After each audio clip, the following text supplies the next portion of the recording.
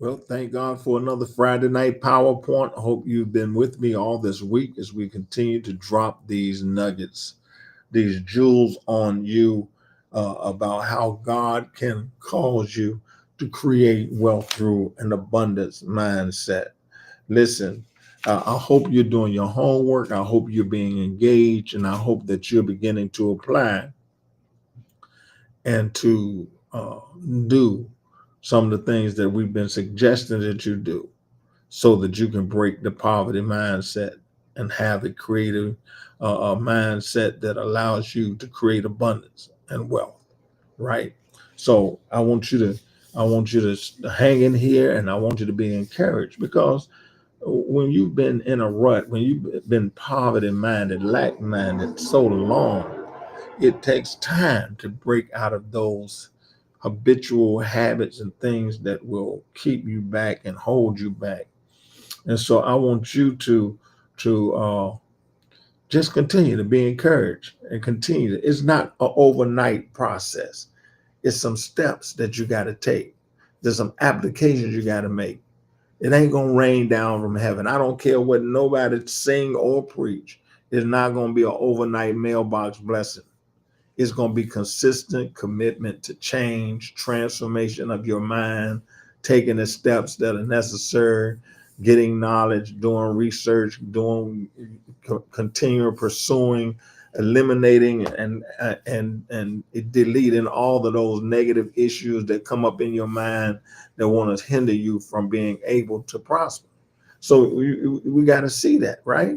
We got to understand that. And I pray that you're liking and sharing each and every night with those that you care about and love. Because if you love them, you want to see them prosper. You want to see them grow.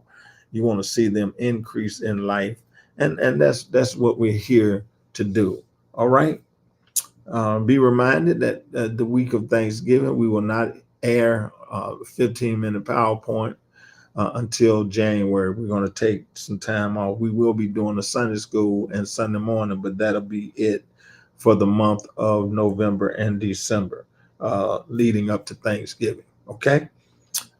So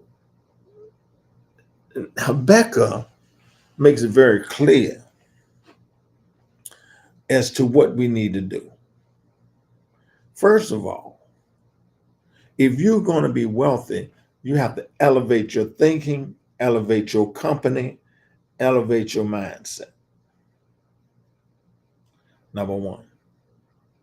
Number two, if you're going to be wealthy, you got to understand, you got to position yourself to hear what God will say to you, to see the vision, to see the opportunity that you want to achieve in abundance. It starts in the mind. It starts in the imagination. It starts in your vision. And if you cannot have a vision, then you have nothing to attach your faith to. So we so busy trying to materialize and get the material stuff, we forget to build our vision, make it plain. Then Habakkuk says, write the vision down and make it plain. Stop telling me you want to be wealthy and you don't have a vision. You haven't written it down and you haven't made it plain. You're just fooling yourself. You're just putting yourself through unnecessary changes. Because when you tell me you want to be wealthy, I'm going to say, where's your vision? Where have you written it down? And is it clear and concise? See, you got to get all that done. That's the hard part. Executing the vision is easy. Once it is established, once it is built, the inner work, the mental work is what's got to be done. Right?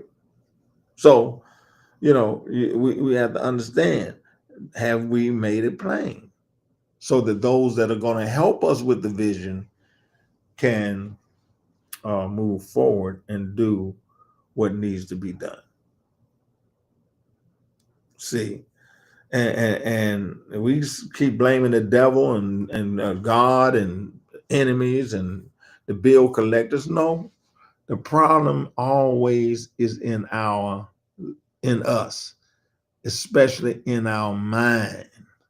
That's why we have a hard time breaking the curse of poverty over our lives, because we are too mentally lazy to do the work. We want God to do everything. We need somebody to blame. We need somebody else to take responsibility for what it is that we're not willing to do ourselves. And I'm just sorry. I hate to be the bearer of bad news, but if that is your attitude and that's your mentality, I can't help you.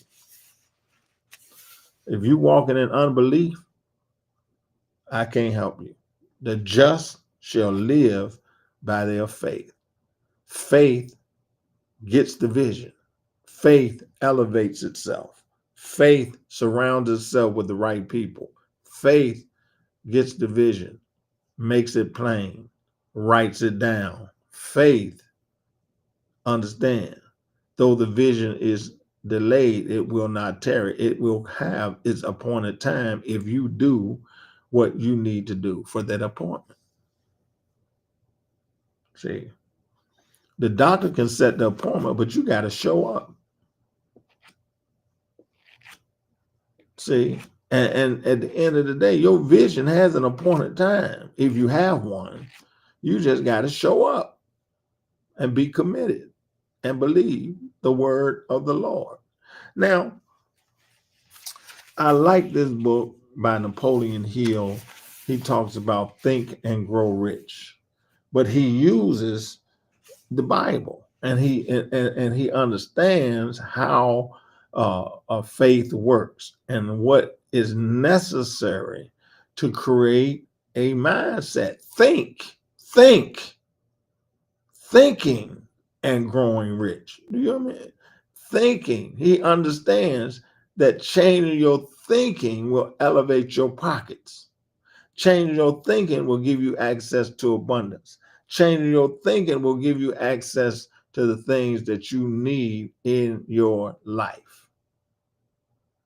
And I've just benefited so much because there are so many biblical principles in this book and challenges about what we have to do to change our mindset.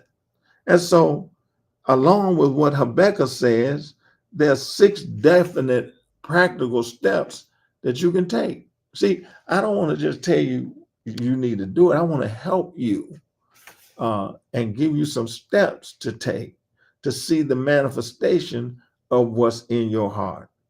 Fix your mind on the exact amount of money you desire. Don't be vague. If you believe that God is the God of more than enough, then you should understand you have to have enough faith to fix your mind on the amount. Be definite. 20, 30, 100,000, whatever it is. You need to be sincerely committed to the amount you're believing for. Right? And start with what you can comprehend. Don't say 10 million and you can't, and you know your mind ain't even stretched to 500. So the first thing you got to do is be very definite and clear about the amount that you want. Secondly, determine exactly what you intend to give in return for the money you desire. What are you going to provide? What are you going to be willing to do? How are you going to be willing to help others and change other people's life? How are you going to give back based on the benefit of the resources you get? So now you have an amount and you have a trajectory point, a place, a definite way to benefit others and show the value of what you want to do as a result of what you're going to get.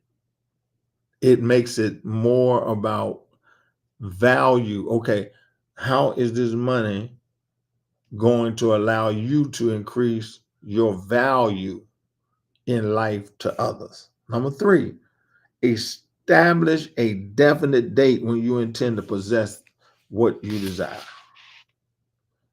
Set a time on it. Set a time on it. Why? Because it gets your mind focused. It gets your mind focused on where and when. You're setting yourself up. You're not allowing it to be vague. Oh, one of these days. No, you're setting yourself up because you're positioning your mind to trust and believe for the monies that you desire, that you have faith. Somebody said, well, what if it don't come to pass? That's not my point. My point is you're learning how to build your mental muscles and change your attitude and the way you're thinking by putting a determinate date for why you intend for it to manifest in your life. Well, I don't know if I'm putting a date on it. Well, don't. Well, I can't tell. No, see, here you go. That same attitude that bucks up against any kind of instruction you give it is the problem why you can't move forward financially. Fourth, create a definite plan. Where is your vision? We just read it. What is the plan for carrying out your desire? And start today. Put the plan in action. I don't care if it's reading a book. I don't care if it's making a first step of setting up your business, getting up an LLC, starting off with an idea. You have to start today. Create a definite vision plan and for carrying out your desire and begin at once. Don't procrastinate. Where's the money coming from? No. You execute the desire. You execute the plan. You start making the plan moving forward, and God will bring those resources and people into your life. By faith, those people and resources will start showing up. That's the problem. We want to see everything before we can believe everything. No, the just shall walk by their faith. Number 5, write out a clear, concise statement of the amount of money you intend to acquire. Name the time and limit for the acquisition. State what you intend to give in return for the money and describe clearly the plan through which you intend to accumulate. Be very clear. If you're not clear, if you're foggy, if you're inconsistent, if you're vague, don't expect anything. A double-minded man is unstable in all his ways. Let him not think that he's going to receive anything from God. And the third thing is read it aloud. Declare and decree twice daily, once before going to bed and once after getting up in the morning. Declare it, decree it, and know and feel yourself to believe that you're already in possession of what it is you want. I just told you that we walk by faith and not by sight. Now I'm giving you tools to put that legs on your faith and take an action, because faith without works is dead. Do the work. If you do the work, if you walk by faith and not by sight, if you stay consistent, stay faithful, don't turn to the left or the right, but keep your eyes fixed on your desired end. It shall come to pass, because nothing is impossible to them that believe. God bless you.